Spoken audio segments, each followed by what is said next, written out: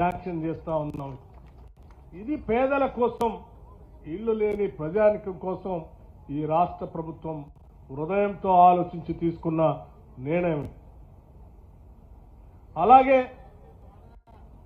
రాష్ట్ర వ్యాప్తంగా ఉన్నటువంటి రైతాంగ సోదరులు పంటలు పండించేటువంటి కార్యక్రమంలో భాగంగా దాదాపు 29 లక్షల పంప్ సెట్లు ఉంటే, అగ్రికల్చర్ పంప్ సెట్లు ఉంటే దాదాపు 12,500 కోట్ల రూపాయలు ప్రతి సంవత్సరం రైతుల పక్షాన కరెంటు శాఖకి 12,500 కోట్ల రూపాయలు కడతా ఉన్నాం మీ అందరి తరఫున. అది కాకుండా రాష్ట్ర వ్యాప్తంగా ఉన్నటువంటి పేద మధ్యతరగతి కుటుంబాలకు సంబంధించి 200 యూనిట్ లోపులో కరెంటు వాడితే వాళ్ళకు ఉచితంగా కరెంట్ ఇద్దాం, బిల్లు వసూలు చేయొద్దని చెప్పి ఆ బిల్లు కట్టేటువంటి డబ్బులు వాళ్లే ఉంచుకుంటే ఆ కుటుంబానికి ఎంతో కొంత ఉపయోగపడుతుంది, వాళ్ళకే ఉండేటట్టుగా చేద్దామని రాష్ట్ర ప్రభుత్వం ఆలోచన చేసి దాదాపు 50 లక్షల కుటుంబాలకి ఈరోజు 200 యూనిట్ లోపల కరెంటుని ఉచితంగా సంవత్సరానికి 2,000 కోట్ల రూపాయలు కడతా ఉన్నాం మీ అందరి తరఫున కరెంటు శాఖ. కేవలం దేవరకద్ర శాసనసభ నియోజకవర్గంలో 63,226 కనెక్షన్స్ ఉంటే, గృహ అవసరాలకు సంబంధించిన కనెక్షన్స్ ఉంటే 45,155 మందికి 45,155 మందికి గృహజ్యోతి కింద 200 యూనిట్ లోపల ఉచితంగా కరెంట్ ఇస్తా ఉన్నాం. 45,155 కుటుంబాలు 71%,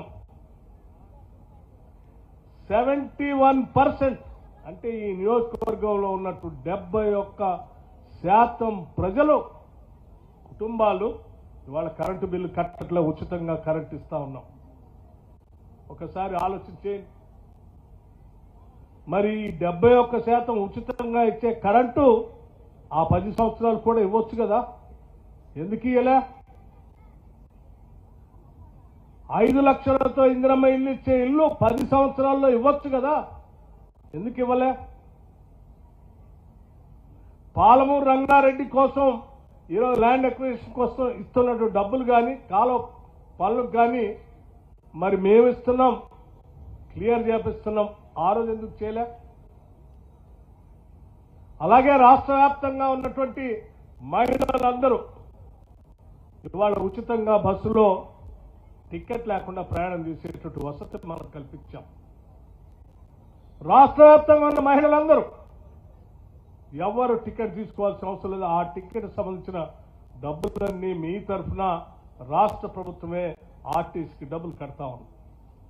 మరి ఈ మహిళలు అప్పుడు కూడా ఉన్నారు కదా, వాళ్ళు ఎందుకు ఇవ్వలేదు?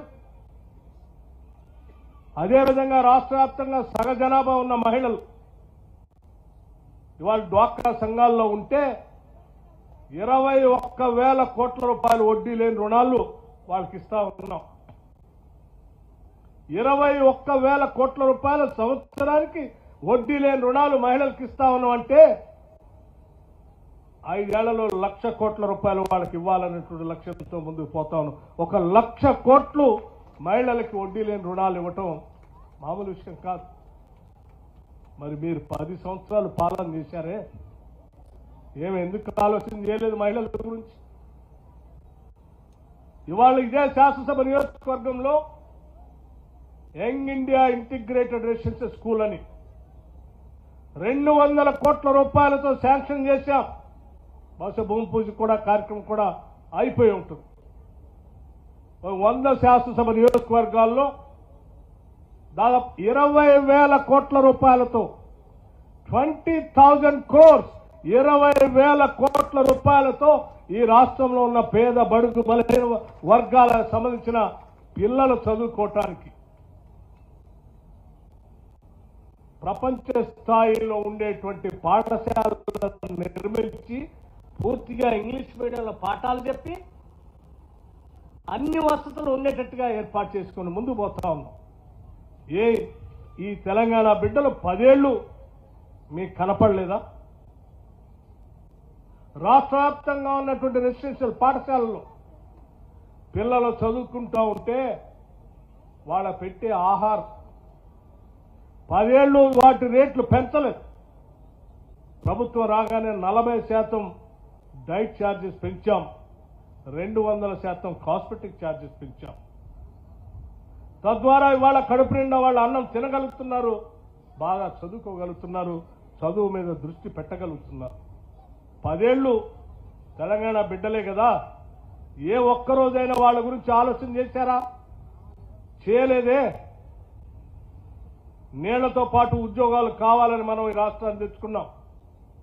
ఇంటికో ఉద్యోగం అన్నాం. ఎవరికైనా ఉద్యోగం ఇచ్చావా?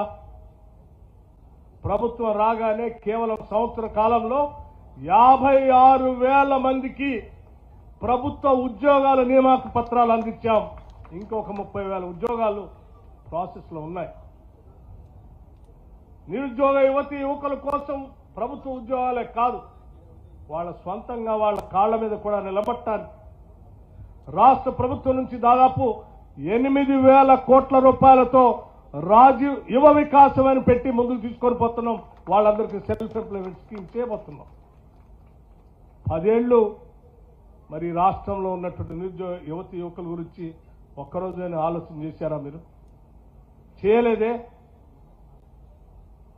ఏమీ చేయకుండా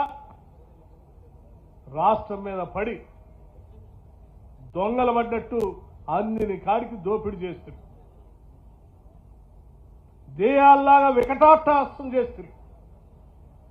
రాష్ట్రాన్ని పట్టి పీడిస్తుంది. ఇప్పుడే కదా కొద్దిగా బయటపడి రాష్ట్ర ఆర్థిక పరిస్థితిని ఘాట్లో పెట్టి, పాలనా యంత్రాంగాన్ని ఘాట్లో పెట్టి, ప్రజల అవసరాలను గుర్తించి వాళ్ళకు కావాల్సిన సంక్షేమ కార్యక్రమాలు తీసుకొని ముందుకు పోతా ఉంటే సంవత్సరం తిరక్క ముందే మళ్ళీ బయటకు వచ్చి అయ్యో ఏదో అన్యాయం అయిపోయిందని మొసలు కన్నీరు గారుస్తా ఉన్నారు. ఎవరికి అన్యాయం అయింది? ప్రజలకు అన్యాయమైందా? నీకు అన్యాయమైందా? నష్టపోయిన ప్రజలకి ఈరోజు మేలు జరుగుతూ ఉంటే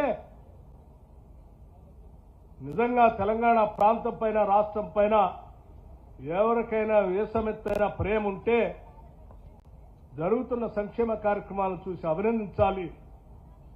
రాష్ట్ర సంపద ప్రజలకే పంచుతూ ఉన్నారు, పాలకులు దోపిడీ చేయట్లేదని చెప్పి అభినందించి ఇంకా 10 కాలాల పాటు ఉండాలని ఆశీర్వదిస్తారు. ఇప్పుడే జూపల్లి గారు చెప్పారు ఇందాక, ఈ రాష్ట్ర వ్యాప్తంగా ఉన్నటువంటి గిరిజన కుటుంబాలు ఆనాటి కాంగ్రెస్ ప్రభుత్వాలు ఇచ్చినటువంటి ఫారెస్ట్ రైట్స్ యాక్ట్ ద్వారా వచ్చినటువంటి భూములు దాదాపు 6,70,000 ఎకరాలు గిరిజన రైతుల కుటుంబాలకు అడవిలో భూములు పంచితే 10 సంవత్సరాలు సాగు చేసుకునేలేదు. సాగు చేసుకుందామని పోతే కరెంటు కనెక్షన్ లేదు. పోనీ వాళ్ళే సొంతగా ఏదైనా బోర్ వేసుకొని చేసుకుని పంట జొన్నలో మొక్కజొన్న పండించుకుందామనంటే ఆ వేసుకున్న జొన్నల్ని వాళ్ళ కళ్ళ ముందే ట్రాక్టర్లతో తొక్కిస్తుంది, బుల్డోజర్లతో తొక్కి తీసేస్తుంది. తట్టుకోలేక పాపం ఆ గిరిజన కుటుంబాలు అడ్డం పోతే ఆడవాళ్లను కూడా చూడకుండా తీసపై చెట్టు కట్టేసి కొట్టేస్తుంది. వాళ్ళు తెలంగాణ బిడ్డలు కాదా? ఈ రాష్ట్రంలో పుట్టినటువంటి మన బిడ్డలే కదా, వాళ్ళ అభివృద్ధి కూడా మన అభివృద్ధి కదా. అందరూ అభివృద్ధి చెందితేనే తెలంగాణ అభివృద్ధి చెందినట్టు కదా. అందుకే ఈ ప్రభుత్వం మనసు పెట్టి ఆలోచన చేసి ఇందిరా సౌర గిరి జల వికాసం అని 12,500 కోట్ల రూపాయలతో ఈరోజు 6,70,000 ఎకరాలకి సోలార్ పవర్ ఇవ్వటమే కాదు, వాళ్ళ భూమి సాగు చేసుకోవడానికి కావాల్సిన నిధులు బోర్వెల్ వేసి సోలార్ పంప్ పెట్టి డ్రిప్ ఇరిగేషన్ ఇచ్చి స్ప్రింక్లర్స్ ఇచ్చి వాళ్ళు హార్టికల్చర్తో పెద్ద పెద్ద పంటలు ఉద్యానవనాలు వేసుకొని పండించుకోవడానికి కావాల్సిన ఆవకాడో లాంటి ప్లాంటేషన్ కూడా, పామాయిల్ లాంటి ప్లాంటేషన్ కూడా ఉచితంగా ఇచ్చి వాళ్ళందరినీ ఈరోజు అభివృద్ధి చేస్తా ఉన్నాం. అది కదా నిజమైనటువంటి ప్రజల కోసం ఆలోచన చేసేది. ఇటువంటి పథకాలన్నీ పెట్టి ప్రజల కోసం పనిచేస్తూ ఉంటే తట్టుకోలేనటువంటి ఆనాటి పాలకులు బయటకు వచ్చి ఈరోజు మాట్లాడుతూ ఉంటే నిజంగా ఒక్కొక్కసారి వాళ్ళ స్టేట్మెంట్ చూస్తూ ఉంటే నవ్వాలో ఏడవాలో కూడా అర్థం కావట్లేదు. చెప్పిందే చెప్పి లేనిది ఉన్నట్టుగా ఉన్నది లేనట్టుగా భ్రమలు కల్పించి ప్రజల్ని తప్పుదో పట్టించాలనేటువంటి ప్రయత్నం మరొకసారి చేయటం కోసం తాపత్రయపడతా ఉన్నారు. కానీ వాస్తవాలు వాళ్ళ ఇంట్లో ఉన్నటువంటి సభ్యులే బయటికి చెప్తా ఉన్నారు. వీళ్ళకి ఎవరికి ప్రజల మీద లేదు, వాళ్ళకి ఏం కావాలో తపన వాళ్ళకి కోసమే తప్పిస్తూ ఉన్నారు.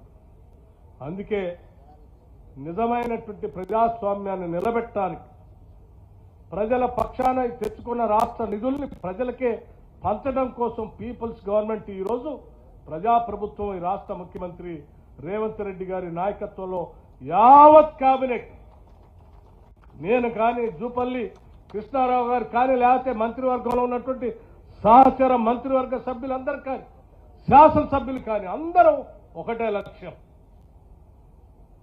తెలంగాణ కేవలం ఈ దేశంలో ఉన్న రాష్ట్రాలతో కాదు, ప్రపంచంతో పోటీ పడేటట్టుగా ఈ రాష్ట్రాన్ని అభివృద్ధి చేయాలి, ముందుకు తీసుకొని పోవాలి. తెలంగాణ రైజింగ్, తెలంగాణ మోడల్ అని ఈరోజు దేశం కూడా కాదు ప్రపంచం కూడా మనకెళ్ళి చూడాలనేటువంటి ఆలోచనతో ఈరోజు పాలన అందిస్తా ఉన్నాం. అందుకే మీ అందరికీ ఒక్కటే నేను విజ్ఞప్తి చేస్తా ఉన్నాను. ఈ ప్రజాప్రభుత్వం ప్రజాపాలన కొనసాగటం కోసం మీ అందరి ఆశీస్సులు కావాలి.